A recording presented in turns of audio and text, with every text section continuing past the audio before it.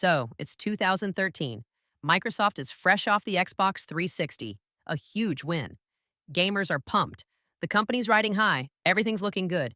And then they announced the Xbox One. That's when the vibe shifted. Instead of launching into the next generation, Microsoft basically tripped over the console's power cord and then landed face first onto that 10-pound power brick. Yep, that massive, clunky thing that looked like it was powering a small fridge, that was real. Meanwhile, Sony just kind of waltzed in with the PS4 and said, ours doesn't need a power brick. Also, it runs games better. Also, it's cheaper. Also, you can share games with friends like it's $19.99. And Xbox was like, but hey, wait, shit, we've got live TV. So what actually went wrong here? It really looked like Microsoft just woke up one day, was like, hey, let's make a set-top box for watching TV. Then halfway through was like, wait, gamers need controllers? Just throw one in, whatever. If the guys who made Xbox One also made the Microsoft Movies and TV app, that explains a lot. Neither lasted long and neither impressed anyone. Let's dig into one of the most gloriously awkward console launches of all time. The Xbox One reveal was confusing, to say the least.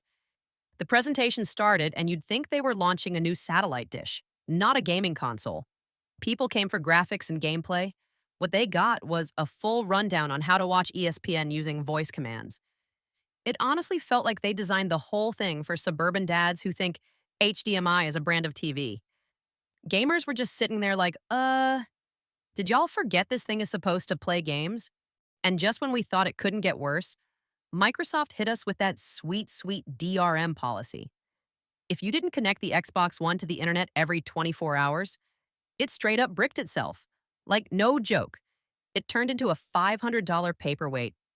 You bought a console, and it needed a daily check-in like it's on house arrest. Xbox One's disk sharing rules were so tight, sharing felt illegal.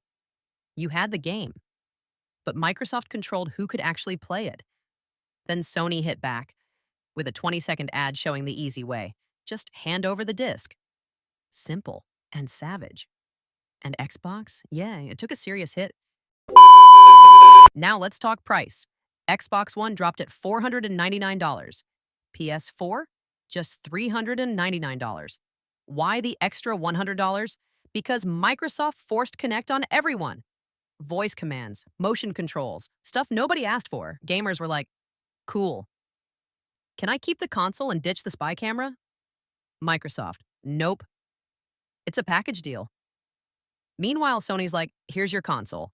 It's cheaper, and it just plays games. So maybe Xbox One cost more because it was more powerful? Not even close. The PS4 had the better hardware. Call of Duty Ghosts ran in full 1080p on PS4 and only 720p on Xbox One.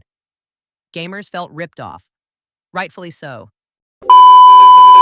Let's be real. Exclusive games are the big guns. And Xbox One came to the fight with a nerf. Yeah, there was Halo, Forza, and Gears. But nothing fresh. Nothing jaw-dropping.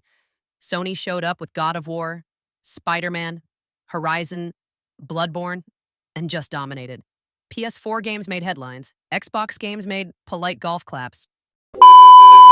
The harsh DRM rules?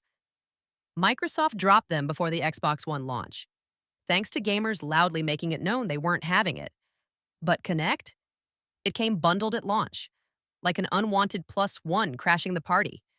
It took about a year of nonstop complaints before Microsoft finally said, all right, fine, you can buy the Xbox One without Kinect now. So DRM got the boot early.